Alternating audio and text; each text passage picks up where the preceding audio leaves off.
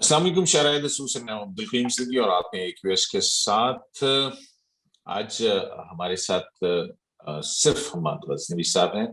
वजाहत मसूद साहब को हम बहुत मिस कर रहे हैं और इस मिस करने की वजह ये है कि शायद ये इंटरनेट का कोई इशू ऐसा आया है वहां पे कि वजाहत मसूद साहब हमें दस्तयाब नहीं है। हम कोशिश करेंगे, हो सकता है हमें बाद में ज्वाइन कर लें। हमाद साहब कैसे हैं आप? ठीक हैं?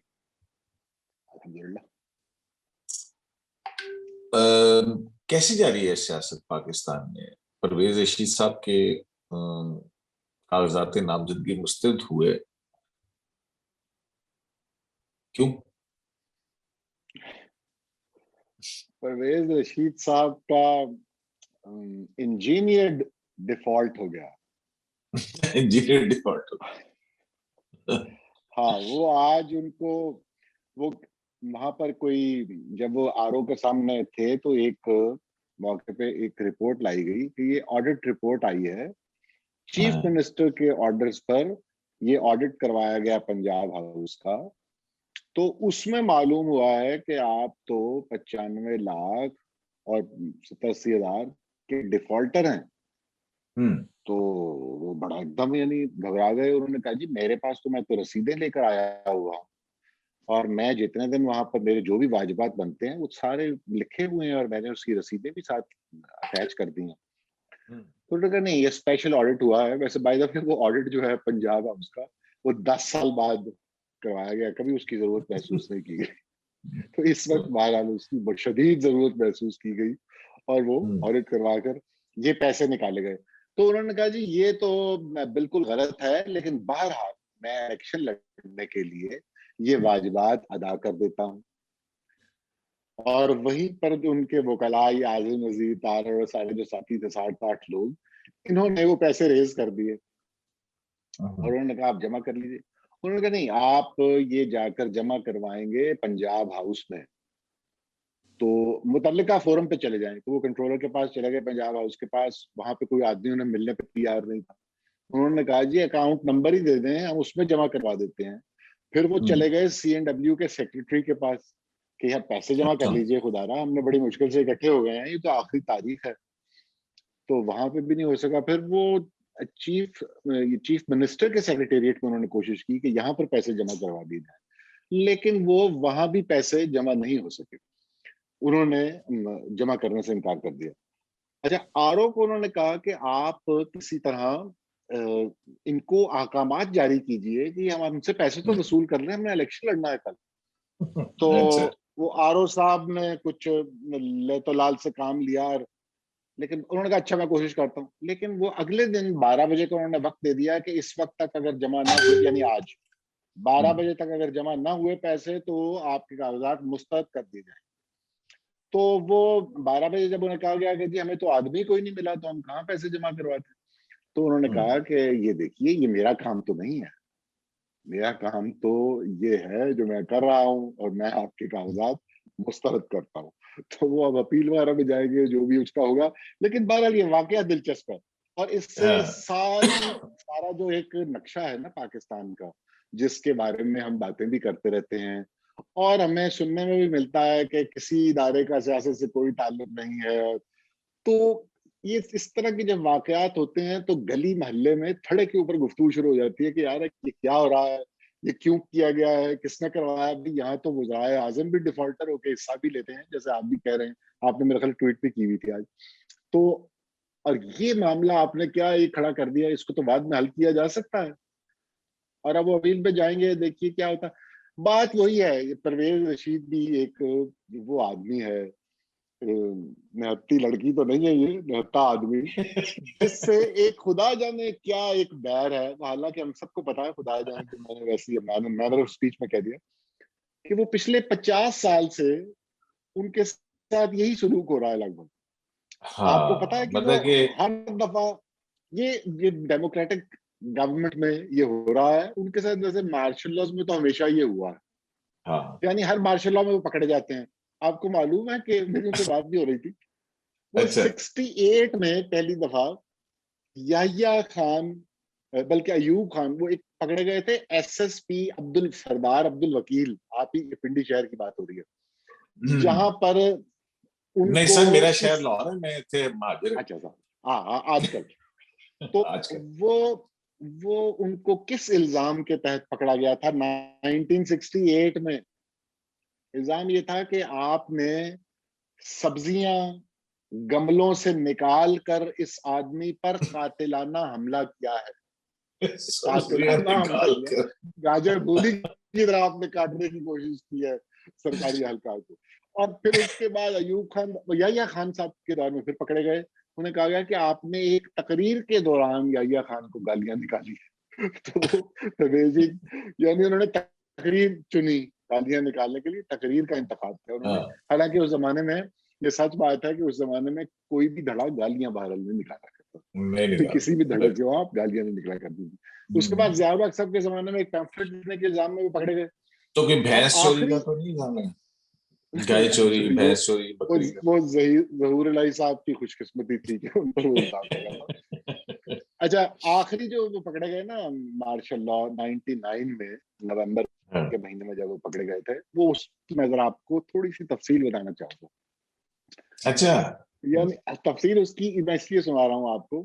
ان پر الزام لگا، پرچہ لگا کہ پرویز رشید بیٹھے ہوئے بہت سے صحافیوں کو انہوں نے اکٹھا کر رکھا تھا اور وہ ان سے ریاست کے خلاف گفتگو کر رہے تھے اور سازش پر اکسا رہے تھے، جبکہ ایک محب وطن وہاں سے گزرا یعنی ان کے گھر کے باہر سے، تو اسے یہ آواز آئی اور اس نے یہ پرچہ پھر یہ ایف آئی آر کٹی ہے. اچھا یہ ساری بات میں انتہائی ایقان سے کہہ رہا ہوں کہ یہ ساری بات جھوٹ ہے، اس لیے کہ میں پرویز رشید کے پاس اس وقت بیٹھا ہوا تھا. میں اور پرویز رشید ہم دو آدمی تھے، اس سے پہلے کچھ اور بھی لوگ تھے. لیکن ہو سکتا ہے نا کہ آپ نے وہ باتیں نہ سنی ہو جو راہ گزرتے گزرتے سن لی ہوں. ممکن ہے، لیکن میں آپ کو سب یہ بتا رہا ہوں کہ اس وقت ہو کیا رہا تھا.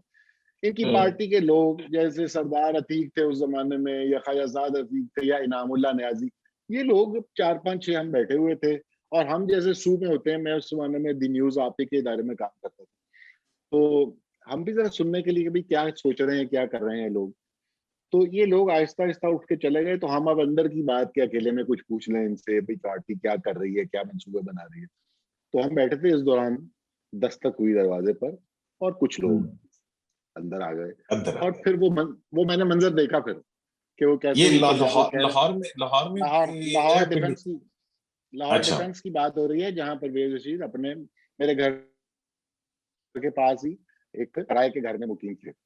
اب بھی وہ کہیں اور رہتے ہیں، لیکن وہ بھی اب بھی کرائے کے گھر میں رہتے ہیں، ڈیفنس میں ایک اور جگہ پر.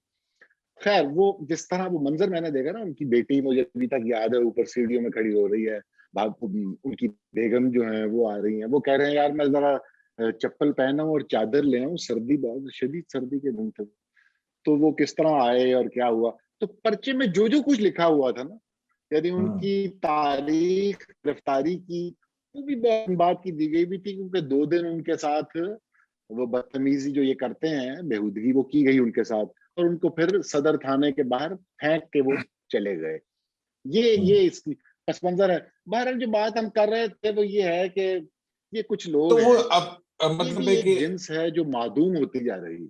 نہیں بالکل یہ بہت معدوم ہوتے جا رہے ہیں. اور مشاہد اللہ خان بھی چل لیے، یہ جو لوگ ہیں نا جی، یہ دوسرا شاہد اللہ خان اور پرویز رشید، یہ جو دونوں اصحاب آپ نے نام لیا نا آج، ہاں وہ بھی بہت بڑا سانحہ ہوا ہے جمہوریت کے لیے، ایک بڑا دھچکا ہے وہ کہ مشاہد اللہ خان جیسا ایک جری آدمی جس نے اپنی ساری زندگی اس قدر ثابت قدمی سے گزاری ہے. یہ دونوں یہ دراصل یہ ایک ہی آدمی ہے. یہ جو اصحاب جن کے ہم نام لے رہے ہیں نا، یہ ایک ہی آدمی ہے. یہ کیا آدمی ہے؟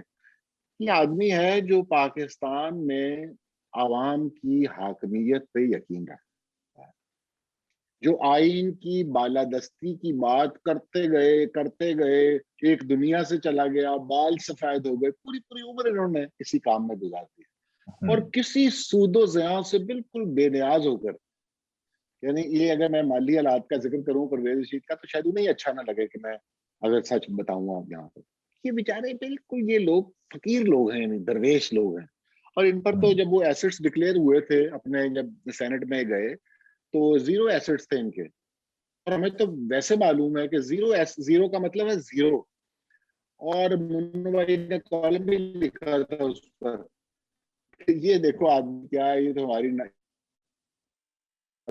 دانوں کی, اس کے پاس یعنی یہ اس طرح کے لوگ ہیں, یہ وہ کاروان ہے.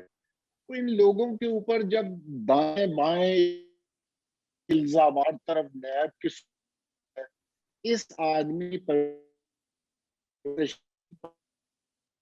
نہیں ہو سکا, مالی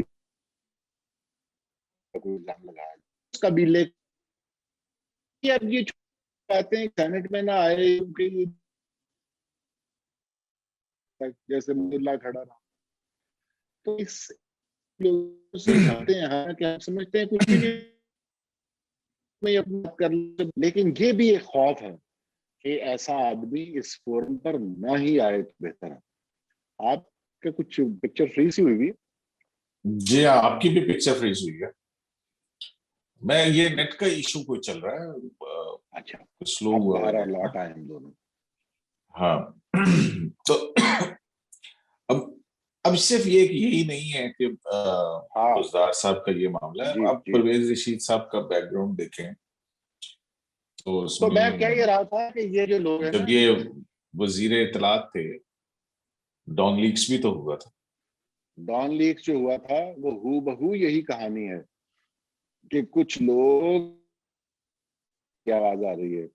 یہ ڈان لیکس جو تھا جو ثابت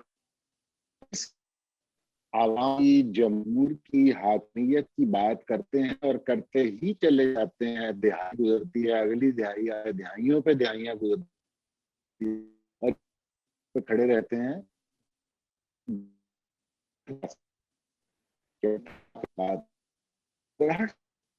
حالانکہ باہر لگے ایسی بات نہیں, میں سمجھتا ہوں یہ جماعتی وابستہ, ان سے جماعتی وابستگی سے صاحب آپ بڑا کی آدمی ہو آواز چکا ہے اور ان کا احترام بہت کیا زیادہ جاتا ہے. کٹ رہی ہے. ہاں اب آپ کی آواز آنی شروع ہوئی ہے, کچھ فریز ہو گیا تھا اندر میں.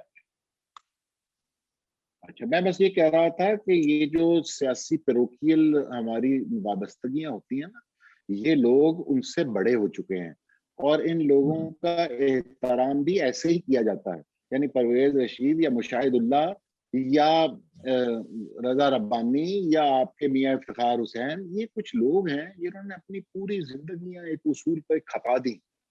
تو آپ ان کا احترام کرتے ہیں, چاہے آپ پیپلز پارٹی سے وابستہ ہیں یا پی ایم ایل این سے وابستہ ہیں یا کسی اور جماعت سے وابستہ ہیں. تو اس طرح کی آواز کو خاموش کرانے کی کوشش کرنا, وہ بھی ایک اس قدر بھونڈے انداز میں, میرا خیال ہے اب بھی وقت ہے کہ ہم پیچھے ہٹ جائیں اور یہ اس بےہودگی سے باز رہیں.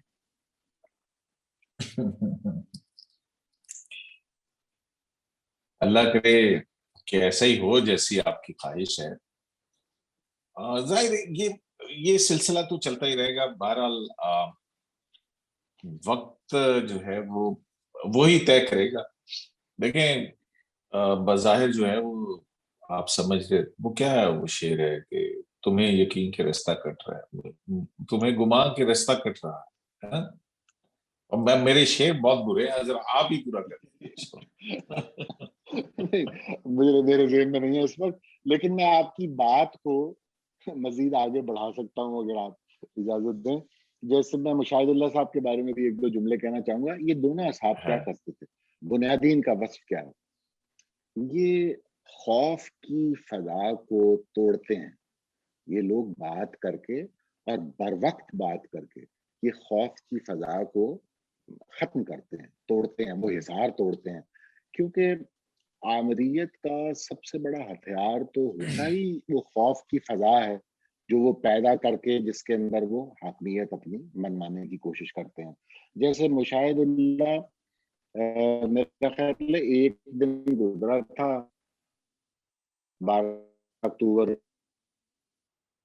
پریس کانفرنس کے لیے انہوں نے اناؤنس میں آ کر وہ گرفتار ہو گئے, رکھا گیا. بھی کام تھا جب पूरा मुआशरा सहम जाता है ना कि ये अब मार्शल लॉ लग गया है, अब तो कोई निज़ाम नहीं, अब तो कानून नहीं, अब तो कोई इंसानी हुकूक नहीं। वो उस वक्त लोग सारी उस फजा के आगे अकेले खड़े हो जाते हैं और वो उसको तोड़ते हैं। यानी लोगों को एम्बोल्ड, यानी लोगों में ये हौसला देते हैं उन्हें कि इसकी मुखालफत होनी की जा सकती है और ये पहला पत्थर हम मार रहे हैं। तो ये बहुत बड़ा जो ये लोग अदा करते रहे हैं। और मुसलसल इन्होंने कई दहाइयां ये काम किया है और इन्होंने सौतें भी उठाई हैं। जैसे मैंने आपको कहा कि गिरफ्तार होते रहे, मुशाहिदुल्लाह के साथ भी यही हुआ। मुशाहिदुल्लाह खान साहब को तो 3 दिन के लिए अगवा कर दिया, यहाँ पर ले गए थे और 3 दिन बाद जिसे बहुत ही बेहुदा माल होती है फिर अपडेट करना, तो सब कुछ उनके साथ किया गया, लेकिन वो फिर आए और साबित तब्दील से वहीं खड़ा रहे। बड़े लोग हैं जी, ये बड़े लोग हैं। जमहूरियत और जमहूरी कदरों पे यकीन रखने वाले और अवाम की हाकमियत यानी सुपरमेसी ऑफ द कॉन्स्टिट्यूशन, उस पर यकीन रखने वाले लोग वाकईतन ये बड़े लोग हैं।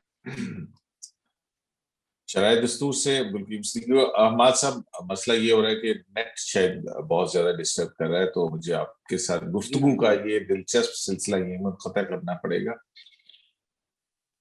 अल्लाह